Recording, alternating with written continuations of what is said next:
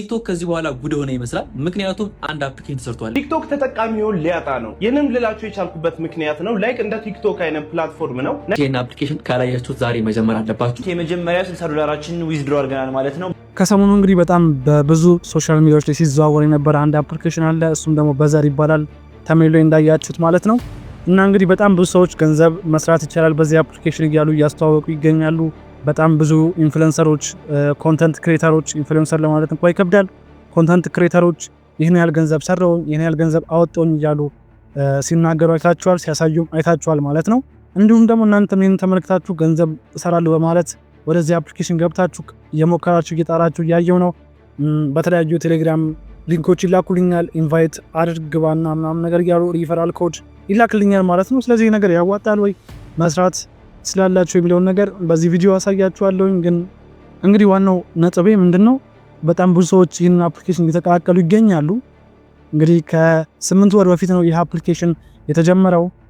በ6 ወር ውስጥ ነው 100,000 ዩዘሮች የገቡት። ከዛ ደግሞ አሁን ከ4 ቀን በፊት ነው 400,000 ዩዘሮች እንደገቡ የተናገሩት ማለት ነው። ከዛ አሁን ደግሞ ላይ ስናየው ወደ 535,000 ዩዘሮች ተጠግተዋል የዚህ አፕሊኬሽን ተጠቃሚዎች ማለት ነው። በጣም ዩዘሮቹ በጣም እየበዙ ነው። ይህ ማለት ደግሞ ኢትዮጵያ ላይ በጣም የተስተዋወቀ ስለሆነ ነው ይህ አፕሊኬሽን እንደዚህ ዩዘሮቹ እየጨመሩ የመጡት ማለት ነው። በጣም ብዙ ሰዎች ደግሞ ገንዘብ አገኛለሁ በሚል ተስፋ ጊዜያችሁንና ገንዘባችሁን እዛ አፕሊኬሽን ላይ ስታደርጉ አይቻለሁኝና ይህ ነገር ያዋጣል ወይ የምር መስራት ሳለባችሁ የሚለውን ነገር በዚህ ቪዲዮ ለመዳሰስ እሞክራለሁ ማለት ነው። አብራችሁን ቆዩ። ለመጀመሪያ ጊዜ እንግዲህ ስለዚህ አፕሊኬሽን የሰማሁት ቲክቶክ ላይ ነበረ። ስክሮል በማድረግበት ሰዓት ነው ይህንን አፕሊኬሽን እየከፈላቸው እንደሆነ የተናገሩት እና እስኪ ልሞክረው በማለት ወደ አፕ ስቶር ፕሌይ ስቶር ላይ ሄጄ ዳውንሎድ አደረኩት። ገባሁኝ፣ ዩዘርኔም ከፋፈትኩኝ። ከዛ በኋላ እንደተናገሩት ከሆነ ቪዲዮ ስትለቁ ይከፈላቸዋል ነበር። በቪው እንደሚከፍል ነበር የሰማሁት። ገብቼ ፖስት አደረኩኝ የሆነ ቪዲዮ ምናምን ነገር 2-3 ቪዲዮ ፖስት አደረኩኝ። አቲንክ ምንም አይነት ቪው የለም ማለት ነው። ከዛ ደግሞ 3 አይነት አማራጮች አሉ ገንዘብ የምትሰሩባቸው ማለት ነው። አንደኛው ሪፈራል ኮድ በመስጠት ነው። ሁለተኛው ደግሞ ነው ገንዘብ መስራት የምትችሉት። በጣም ብዙ የምታውቋቸው ኢንፍሉዌንሰሮች ወይም ደግሞ ኮንተንት ክሬተሮችም ያን ተጠቅመው ነው ገንዘብ እየሰሩ የሚገኙት ማለት ነው። ሁለተኛው ደግሞ በቪው ነው።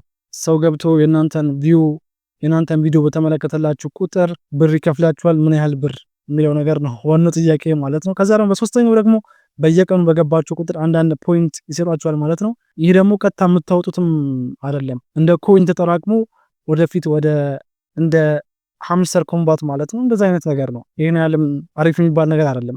ነገር ግን አሁን በጣም ብዙ ሰው መስራት እየፈለገ እየሞከረም ያለው በምንድነው? በቪው ነው ማለት ነው። ከዛ ወደ አፕሊኬሽኑ ገብቼ ለማየት ሞከርኩኝ። የተለያዩ እንትኖች ላይ እየገባው እየተመለከትኩኝ ነበረ። እንግዲህ ይህ አፕሊኬሽን በ10,000 ቪው ነው $1 የሚከፍለው። በ1,000 ቪው የሚከፍለው $0.01 ነው። ኢማጂን 1,000 ቪው ማለት 0.1 ማለት ወደ 10-15 ብር እንደዛ አካባቢ ነው በኢትዮጵያ ስንመተው ማለት ነው። ወደ ኢትዮጵያ ስናሰለው 15 ብር ነው ማለት ነው። በ1,000 ቪው 15 ብር ይከፍላል እንደማለት ነው። ወይም ደግሞ በ10,000 ቪው 150 ብር ይከፍላል እንደማለት ነው።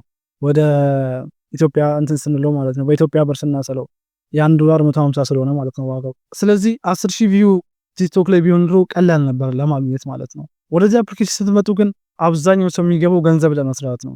ስክሮል አድርጎ ቪዲዮ ለማየት አይደለም፣ የእግር ኳስ ወይም ደግሞ የስፖርት ቪዲዮ ለማየት አይደለም ወደዚህ አፕሊኬሽን እየገባ ያለው ማለት ነው።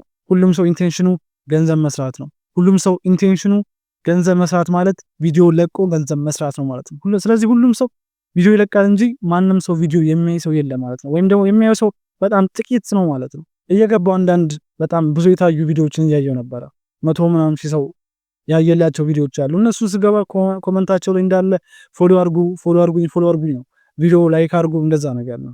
ከዛ ደግሞ እንደዚህ ነጥረው የወጡ በጣም ጥቂት ቪዲዮዎች ናቸው። በጣም ጥቂት የሚባሉ ቪዲዮዎች ናቸው። ይሄ ማለት በጣም ማሲቭ የሆነ ኮንተንት እየተሰራ እየተለቀቀበት ነው። ሁሉም ሰው ዩቲዩብ ላይ ቲክቶክ ላይ ቫይራል የወጡ የስፖርት ቪዲዮዎችን እያመጣ ወደዚህ አፕሊኬሽን ይጭናል። በአንድ ቀን ውስጥ 20-30 ቪዲዮ የሚለቁ ሰዎች እያየው ነበረ። ግን ሁሉም ሰው ማለቀቀም ኢንቴንሽኑ እንጂ ማንም ሰው የሚያይ ሰው የለም። ወይም ደግሞ ወደዚህ አፕሊኬሽን ሁሉም ሰው የሚገባው ገንዘብ ለመስራት ነው እንጂ ለመዝናናት አይደለም። ወይም ደግሞ ገብቶ የእግር ኳስ ወይም ደግሞ ሌላ ስፖርቶችን ቪዲዮ ለማየት አይደለም። ስለዚህ 10,000 ቪው በዚህ አፕሊኬሽን ማግኘት የማይታሰብ አይነት ነገር ነው። በጣም አንዳንዴ እድል ሲቀናችሁ አይነት ነገር ነው 10,000 ቪው የምታገኙት እንጂ አይገኝም ማለት ነው። ስለዚህ ያላችሁ አማራጭ ምንድነው?